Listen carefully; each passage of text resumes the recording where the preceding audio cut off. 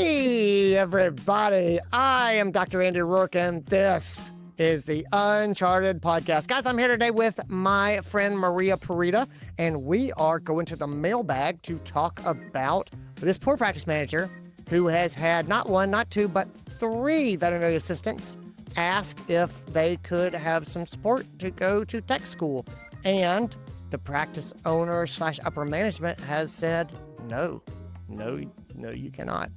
And now this manager's in the middle. She does not want to lose these assistants. They are super talented. She thinks that there's other clinics in the area that might support them to do what they want to do.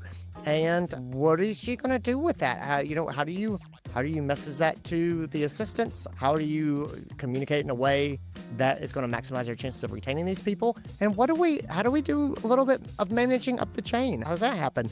We get into this today. It's a fun episode. Let's just do it right now. Here we go. And now, the Uncharted Podcast. And we are back. It's me, Dr. Andy Roark, and the one and only Maria Pirita. How are you, my friend? I'm good, Andy. How are you doing? I'm gagging. I'm gagging and coughing. There's forest fires in South Carolina that are out of control. And about 2 nights ago, I went out to just let the dog out, and I was like, man, it smells like a campfire. And I'm so dumb. I walked around my house and looked kind of out at the neighborhood to be like, is something burning out here? And then, of course, the next morning I wake up and I see video footage of Table Rock is on fire and these things. Yeah. And for the last 2 days, the air quality has gone steadily down. Mm-hmm. And so you walk outside, and if the wind is blowing, things look good, and you kind of get that faint, smoky in the back of your throat kind of feeling. Yeah. You know what I mean? Makes and if the wind is not blowing, yeah, it does. It totally, yes. When the wind is blowing, it's that Las Vegas casino where you don't see it, but you feel it in your sinuses. Yeah. And when the wind is not blowing, you can see smoke just hanging in the air. My wife is like, we don't need to worry about these fires getting to our house, do we? And I was like, we absolutely do not need to worry about it. You know why? Because we can't do anything about it. And no, there's absolutely no reason to worry because the fire's 30 miles away and there's nothing that we can do anyway now. So you're speaking hurricane language. It's 100%. It's literally that. It's coming. We know it is. You prepare as best as you can, and then after that, you just have yourself a little drink and you brace yourself. That's exactly it. But the world is literally burning, and yet we go on. So yeah, that's what's going on with me. Thinking about you and your home either way, obviously, and your family and everyone. I'm sure it's going to be okay. Yeah. It's still, but I gotta tell you, if I hadn't watched the state of California burn, I would be like, this isn't a big deal. But since we just saw, homes lost to fire, it's very much there's very much a recency bias in my mind of, this is a real thing that can actually happen. It's a little bit stressful, but anyway, it's nothing to worry about yet. But I got to tell you, when I look at forest fires that are huge, I'm like, I don't understand how they ever go out. Yeah. Once they hit a certain size, I'm like, it seems like it's the end of the world. Yeah, and it's totally out of my knowledge scape. I have no idea how they even would start. So yeah. Anyway, that's what's going on with me. What's going on with you? Oh, not a lot. Just that I'm really excited for this particular mailbag because... You did get fired up about this. I do get fired about development. Yes. So we're going to kind of talk a little bit about this. I think it's because I've been in this situation before, myself as an advocate for what we're going to talk about. But maybe I should break down the situation first. Go ahead and lay down what we're talking about. We're chomping at the bit. Okay, let's get into this. Okay. All right. The people are going to be excited too. Just wait. I'm afraid everyone's dreams are going to get stepped on in this episode. I'm just going to say right up front. I'm very, very worried that this is going to be a downer episode for you. I don't think so. Okay. We're going to see. Right. I think you're going to be the practice owner and I'm going to be the practice manager in this episode. And it's going to go really well. All right. So, okay. All right. The mailbag itself is basically, I'm honestly at a loss. A few of our staff have expressed interest in going to school to become licensed techs. And I think it's a great opportunity for them and the clinic. We're a small, privately owned practice, so I get the money's a little bit tight. That's why I suggested doing a 50-50 split. The clinic pays half and the rest gets deducted from the employee's paycheck. But when I brought it to the practice owner, he shut it down. He doesn't think that it benefits the business. Meanwhile, I'm watching other clinics offer this kind of support and I'm terrified we're going to lose our best people. They're dependable, kind, great with clients, and we all know how rare that is in our field. How do I convince them that investing in their growth is good for the clinic? I feel stuck in the middle.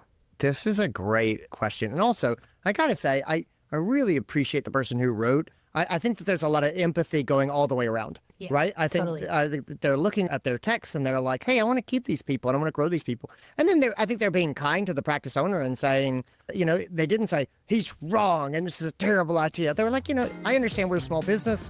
Yeah. Money can be tight right now, things like that. I think they're doing a good job being empathetic. And so I think there's a headspace here is a good place to start with. Yeah. So I would put this down. So headspace is this. So as a business owner, I look at this. And as a general rule, I love to grow and develop people. And people should always be learning and growing. I really do think that is, I think lifelong learners are, a goal that we should always support. It also keeps people engaged in their job and it keeps them improving. And we all want to keep getting better and better at what we're doing. And at the same time, that has to be balanced against the reality that the clinic does not exist to develop people. The clinic exists to serve pets in the community and to keep going and to be a profitable business. And we want to wed those things together as best we can. But sometimes let me just stop with that. We want to wed those things together as best we can, but sometimes there are limits to what we can do. If you're a practice manager and you said, hey, I want to get an MBA, I think you could justify like why you want that. But also when you look at the $50,000 price tag and say, that's a lot for our small business to incur. And also, do we need somebody with an MBA? And the answer is, well, we don't really need that. And it's kind of expensive. We have to try to figure out other ways to sort of develop people. And so I think this person's got a legitimate concern of, if I see other clinics in the area that are offering these types of developmental opportunities, I don't want to be outcompeted for good talent. I really don't. I think that is also sometimes very true that the practice owner says, we just don't have that. And as we're recording this, I'm really concerned, Maria, that we're heading into recession. Yeah. And so starting to be like, yeah, you got a multi-year educational program. Let me commit to supporting that coming up. Like I would be really nervous about that right now. If I had a tiny practice and someone came to me and said, hey, can you make this multi-year commitment right now? I would say, ask me in a year. Especially a few. I mean, the reality is that veterinary technician school, it can cost anywhere between $10,000 to $15,000 per year. So you got a few of them, you're easily talking tens of thousands of dollars a year in this. And only 5,000 some is tax deductible. The rest of it, you do have to pay fringe benefits on it. So it is a big deal cost-wise. And I think that's all from the perspective of the practice owner. And I think really understanding that for myself, like I felt this struggle because, I mean, obviously we know the cycle, right? Take care of your people, they take care of your clients, and your clients take care of business. And you're like this practice manager, I got to tell them they're amazing. I think they're advocating for education. I think that's great. I think they're advocating for their teams. I think that's absolutely great. But as a practice manager, a lot of times you do feel stuck in the middle because your role as a practice manager is to balance the needs of the people with the needs of the business, with the needs of the clients. And this is that exact area that you're in right now, is you have to balance the needs of the people, the needs of the business, the needs of the clients. And so this is going to be something that you're going to deal with very often in your career, and it's going to require negotiation and persuasion skills. And if you really want to try and get something going, and it's going to require patience and understanding from the practice owner, because the reality is a lot of people have tried to put in programs that fail, where practice owners have been burned. There have been programs where people either start them and then they don't finish them. There's been programs presented where people don't even take them. There's been programs where they completed them all the way and then, the people left the clinic as soon as they were done with the program. These are all very real fears that I'm sure are happening on top of the cost fear of we might be going into recession in here. This is a big cost. I think that in this type of scenario, how you respond is going to be super crucial, because, when we feel stuck in the middle and we stomp our feet and we're like, no, this is going to be terrible for our clinic, and we immediately get into this headspace, I think that's the wrong way to go about it. I might need you to close your ears for this part, Andy, but as a practice manager, I tend to take a no as in not right now, Yeah. right? If it's something that I truly it's believe healthy. in, that I Yeah. think could really benefit the practice, and I think having credentialed technicians can in a lot of ways, and we'll talk about that. If it's something that I truly believe in, that I think it's going to be really good for the practice, I take that no as a not right now. And that might be what you need to do right now. Oh, I think you're so smart. I think that is a lesson that a lot of people forget. I mean, I've forgotten that before, but you're exactly right. Like, look, everything that we're talking about is completely context dependent, meaning you've got 3 people at once that are all asking for this, and that might just be a non-starter, but 2 years from now, that might not be the case about what's going on. It could be that right now we're having a dip in business, or this summer is not as busy as previous summers has been, and management is having a panic attack. Yeah. And at the end of the year, it's going to turn out that everything was okay, and now we're open to these discussions again. I don't think that people should generally give no, never as an answer. I think that the world it changes and circumstances changes, and I think one of the real tricks is, as a manager, as someone who's just advocating for yourself, I think you want to ask the question in a way, and in that conversation in a way that you can bring it back up in the future, and it's not going to feel like, like challenging the previous decision or stuff like that. It's about keeping the stakes low and saying, if it doesn't work now, that's okay. Maybe it will work in the future. That's what I think. But no, I think you're spot on. As it's not no forever, but it's just it might be no for right now. And I would also add, it might be no for this specific ask. But honestly, there are often many other paths forward that people don't tend to explore. And so I think that if the answer, and we're sort of guessing here, let's say that the answer really is no. Let's say that we've got 3 people asking for support for this, and the practice owner or upper management or whatever is like, we do not have the budget for this. Like, this is not feasible. If we take them at their word, I think the interesting question is, for you, Maria, how do you message that back down to the technicians?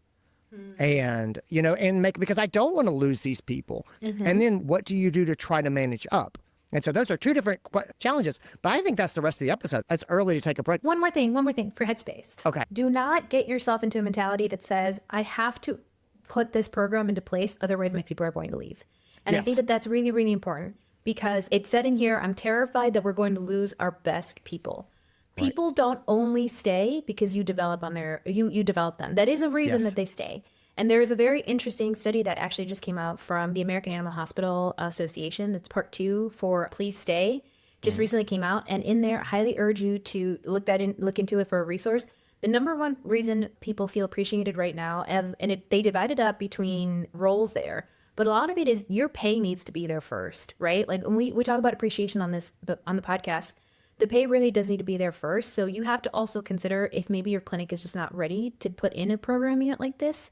Because if you're talking about, I want my people to feel appreciated and I want them to stay, this isn't the only way to get there. And I think that's important to keep in mind. And I'm not saying pay is the only way to get there either. There's a lot of different ways to make sure that we appreciate our team, that we develop them like you were just talking about. Yes. And we'll get to a little bit more of the action steps. But I think that that's really, really crucial for Headspaces. Don't think that everyone is going to leave your clinic just because you don't offer this. Yeah.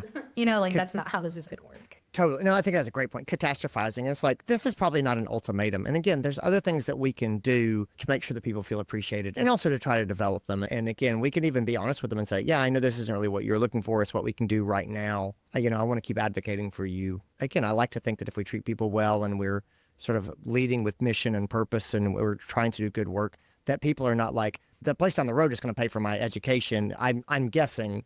And so I'm out of here. Like, I hope it doesn't get to that point, but it's hard. Like, we as leaders oftentimes feel a pressure to try to make everybody happy. Yeah, and there is no world where you get to make everybody happy. And so this is just one of those conversations we have to have. Let's take a quick break, and then we'll talk about maybe what to say to the techs, and then we'll talk about what to say to upper management. Yeah, totally. All right. Let's talk to this person. Let's say, okay, we're in the stated position of upper management they're not going to go for it. And they've said, we don't have the resources to do this. Maria, how are you going to message this down to the technicians that are asking for this opportunity? Hopefully I have one-on-ones already scheduled regularly. Yes. because this makes my job so much easier. If I already have one-on-ones, we've already been talking about development, that's a great space to talk to them about. And I would lay it out with a lot of honesty and vulnerability and tell them the truth of, hey, this is something that I personally believe in and I want to keep advocating for. There are some concerns. There are some real concerns.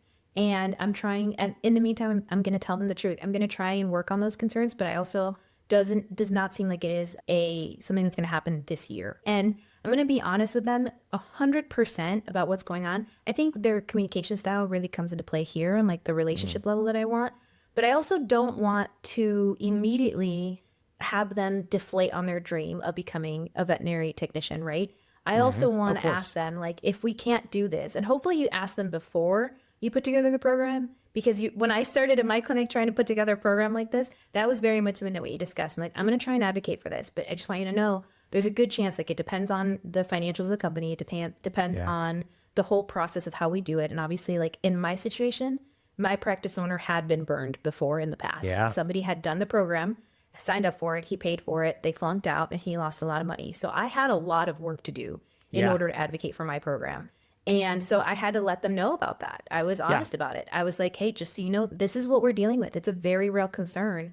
And obviously, I want you to know, because that's the kind of pressure that's going to be on us if we do this, right? If we go through this and we get a yes at the end, I'm going to need you to be dedicated and devoted to this, because we need it to work. And it's going to be that partnership. I love that you did that. Managing expectations is such a key piece of this. And if you go, wow, guys, this is a great idea, I'll go get it set up, and then you have to go back to them, you're going to have a much harder time than if you do exactly what you did and said, hey, look, there's some backstory here, and I would love to support you in this, but it's going to be a real lift to get this done.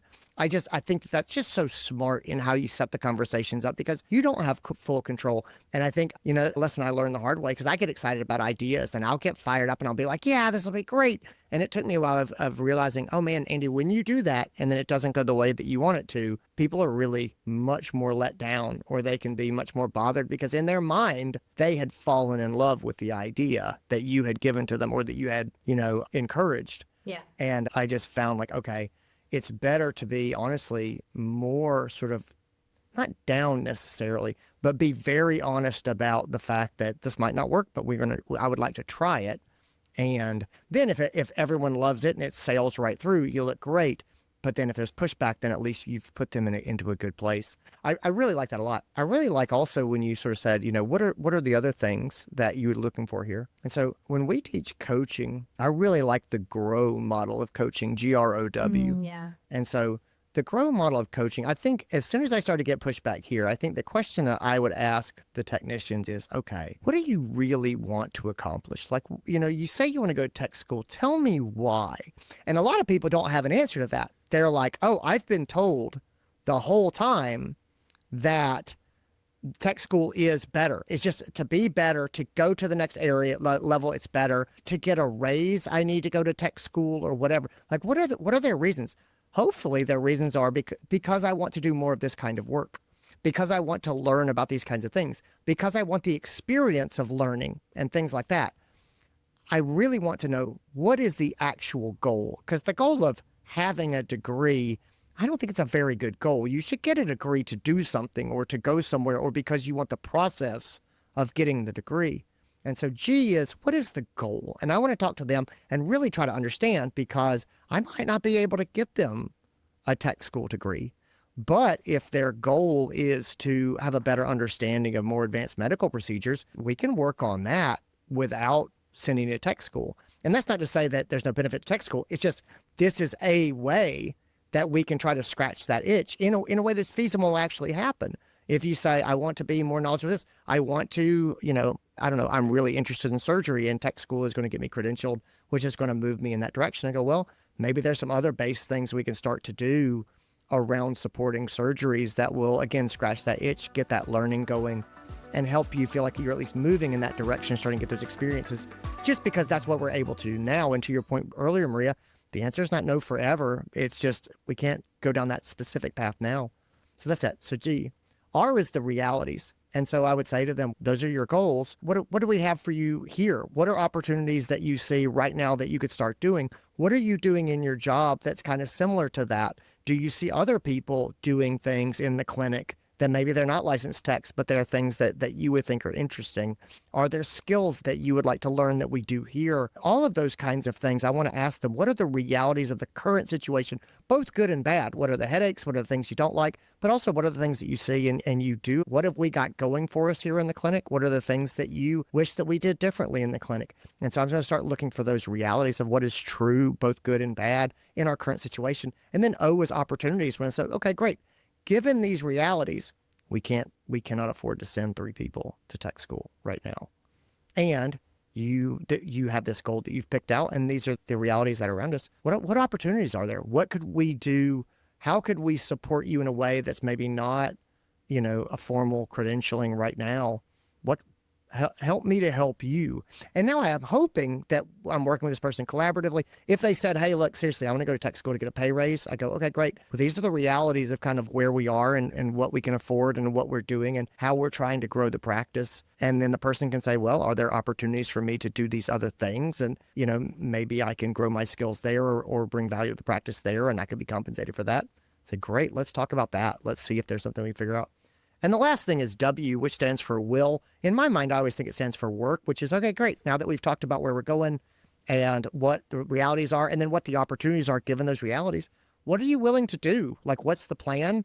What can we do with you in the next 3 to 6 months? And can we get started in that way and then see how it goes? And so that's the grow model of coaching. And I think that that's a good format for this conversation with the text to hopefully try to, as you said, hopefully set the expectations, try to temper the blow of, hey, this is probably not going to happen right now. And then try to get these people what they need to feel engaged, to keep growing them with the resources that we currently have. Yeah, I think it's really solid. And I'm a big fan of even talking about it. Like, if this is still something that you want to do, I think it's great for the profession, and I think it's a good career path for you. Oh, absolutely. And how can I still help you get this done if this is truly what you want, even if it's not here? And that is going to be a lot more valuable to you, because keep in mind that supporting somebody through vet school isn't just financial. Vet tech school itself does require, especially if you're doing an online program, it does require a lot of online videos. It does require, and things have to be perfect for those videos. I mean, they're OSHA standards and everything like that. So if it's something that this person truly does want and they know that they want, I'm going to try and reach out to reps and see if there's scholarships available. I'm going to try and reach out to my friends and see, how did you guys support yourselves through tech school? Can I connect them with other credentialed technicians as mentors that can, help them walk them through the process? Like, I still want to be able to help in whatever capacity that I can, even if that's not a financial support from my own clinic, right? That's super smart. I really like where your head's at. I mean, I think that is a really clever way to try to figure out how to make this happen and sort of thinking outside the box. Yeah, I think you're spot on. Thanks, Andy. Second action step is, I am still going to try and advocate for this if this is what I believe in. So I need to find out from my practice owner what barriers do we have here? And I want to ask them in a way where it's not going to be like, hey, I know you said no to this and I'm not respecting your opinion. Yeah. I want to ask them, because the truth is, this is good for our profession. And I forgot to say this in Headspace, but I think that if you are going to do it, don't do it because you think it's going to help people stay, but do it because it's good for the profession, because it's good for your clinic.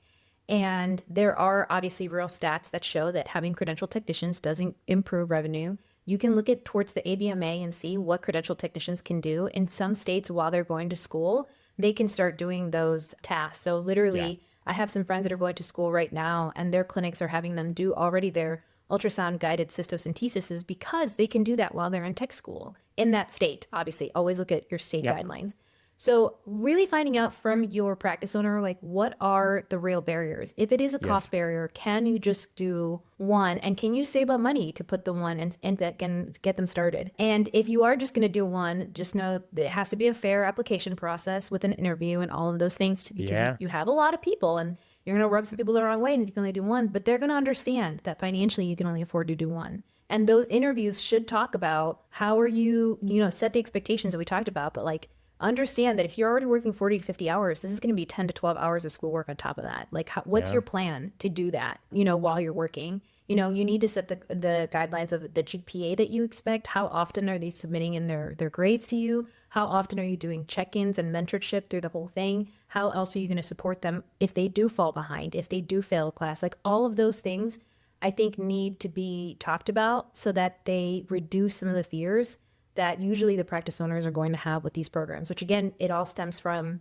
people who have burned them in the past or have burned other practice owners. And eventually, as I talk about it, I might even pull some examples and show them I think really it depends on the practice owner, what language they prefer, but I want to try and persuade them in whatever language. So if that's data driven, I might even talk about some of the stats, the return on investment, just because I do think that there is a return on investment. The average veterinary assistant stays at a clinic for about 2 years, and tech school takes 4 to 6 if you're going part-time. And so right there, you are getting a return on your investment if they're staying, because there are some retention calculators that will tell you how much turnover costs you. But all of this would be part of the language that you have to use if that's the kind of practice owner you have. If you got an industry-focused practice owner that wants to help the industry, you might talk about the technician utilization and what a problem it is for our industry. If it's a popularity-driven one, then you perhaps want to share the enthusiasm and of the team and things like that. But I do think that at the end of the day, you have to be strategic with how you look at this, and the program that you put together has to address the main concerns that your practice owner might have. If it is truly a cost thing, 50-50 might not be enough. Maybe you can only afford 50-50 for one person, and it has to be in 2 years. But either way, you're going to have to address what the real concerns are. A lot of that is going to be seek to understand, and it's going to be trying to work together through some sort of agreement that is going to help take care of those barriers for you guys. Yeah, I agree with that. So switching over to, what do we say to the owner, which is, I think, where you are. I had the exact same thought. The first question is asking in a way that doesn't make the person defensive or feeling like you're challenging them. All right, so I'm on board. I'm going to support this decision.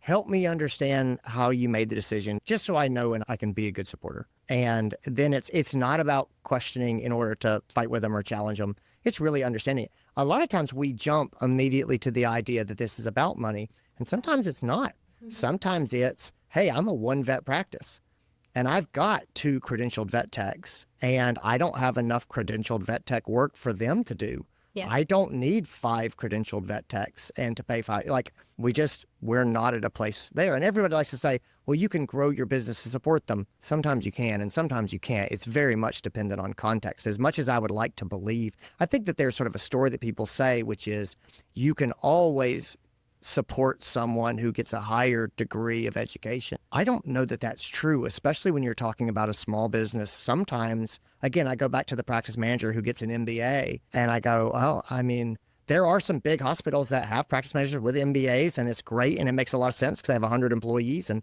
there's other places where you say, it's a job that we just don't support. And again, your desire to do it is wonderful, but it doesn't fit here with what we're doing. And so I've seen things like that sometimes where they say, we really need assistance and we don't need CVTs and I don't know what to do with them. There's always a lot of context around it. And again, I'm not trying to be negative on education, but just to make the point, sometimes it's not really about just paying for it. It's about, hey, we really can't have people, cutting their schedules down to go back to school right now. That's not something we want to support because we need people. So there's that. The other thing I would say, and this is just a quick side note to the practice owners, to your point, a lot of people have felt burned before. They said, hey, I'm going to pay for education. And the person has dipped out, or they've gotten the degree and left, or they've gotten half the degree and then quit the program. And so I do see practice owners that try to take steps to protect themselves.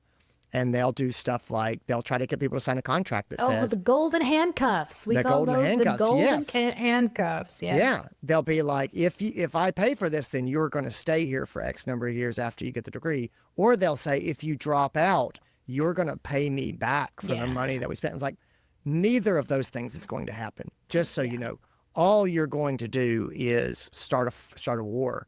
If somebody goes to tech school and they're not happy at your practice and you try to hold them there with a contract, it's not going to go well for you. This is not going to be someone you're going to want to have at the practice. They're not going to be good to work with. This is when things get really nasty.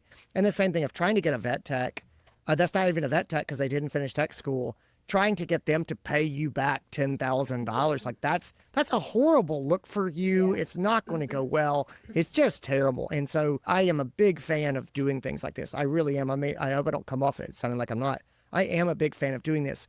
You need to do it because it's something that you want to do for your people and that you're able to do. And you should feel good about the fact that you offer this and that you invest into your people. And you should not do it because you believe they are going to do something for you in the future, that they're going to be loyal to you, however that means in your mind, for years to come, anything like that. Don't ever do anything based on what you think people are going to do in the future. Do it because you want to do it right now. And regardless of what happens, you'll look in the mirror and say, I'm glad that I do this for my people. I'm glad that I was able to make this opportunity happen. And I know that some people didn't take full advantage of it, or I know that some people didn't stay around after it was done.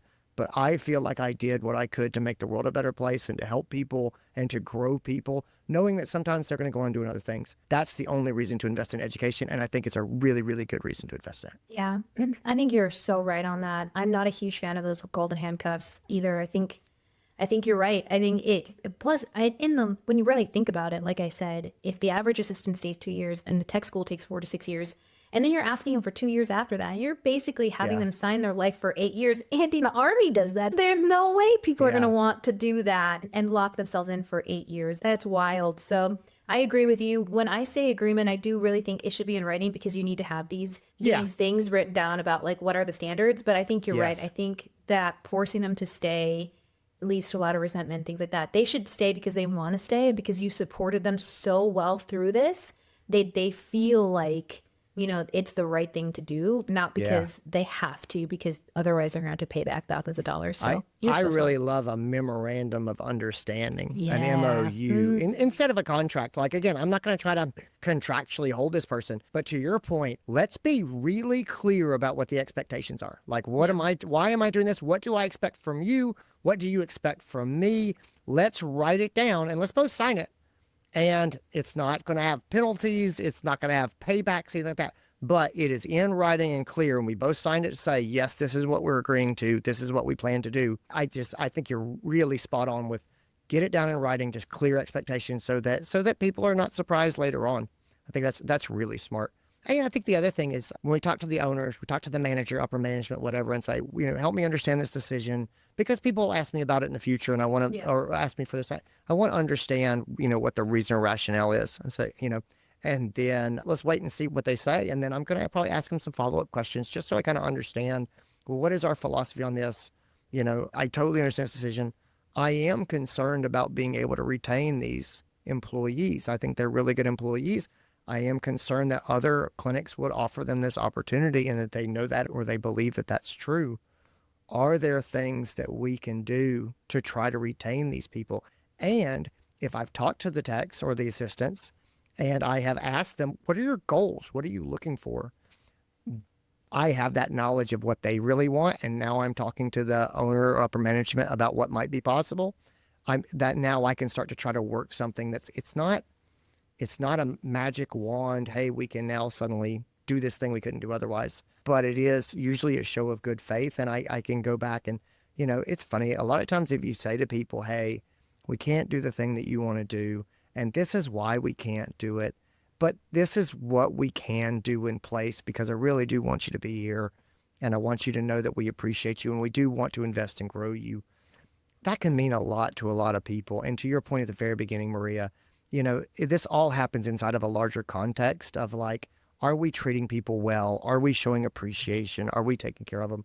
And honestly, a lot of times that's life. And it's funny. I know I'm approaching this episode sort of from. I took it at face value that we were not able to do the programs, and so I took it from the stubborn practice manager of like, keep trying.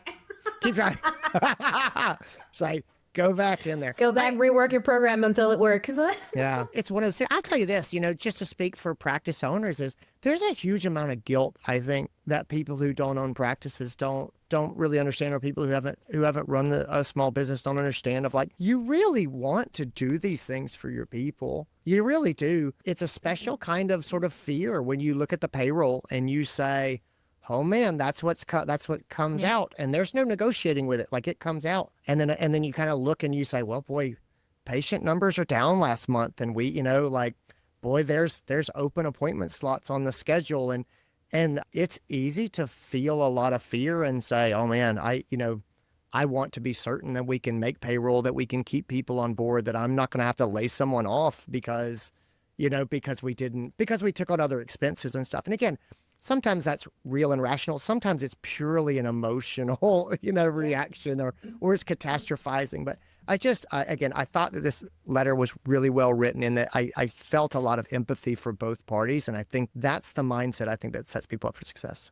Yeah, totally. This was a good one. I had a lot of fun with this one. I love education. Thank you for letting me talk about this. I know my notes pretty hefty here because I wanted to cover a lot of things, and we a little bit over, but I appreciate everybody still tuning in. Oh, no. Yeah, that was really great. Thanks a lot, Maria. Thanks for tuning in, everybody. Take care of yourselves, gang. And that's what I got for you. Guys, if you have a question for the mailbag, send us an email at podcast@unchartedvet.com. That's podcast@unchartedvet.com. Send it our way. Maria and I, or Stephanie Goss and I, would love to... We'll take a look at it, and we'll see if maybe we can help shed some light. So anyway, guys, that's what we got. Take care of yourselves, everybody. Be well. I'll talk to you later. Bye.